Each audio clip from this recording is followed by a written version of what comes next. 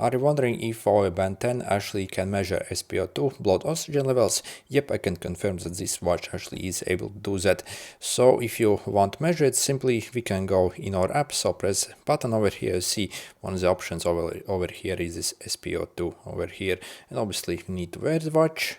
Also, when measuring the SpO2, make sure to wear your watch around this part of your arm, basically. So I usually actually wear my watch basically around this, around this wrist bone, but actually if you actually wear around here, I find this watch actually can't really read your SpO2 very well. So again, if you have problems, basically simply wear it basically more up essentially, and then we can basically take a measurement and simply stay still.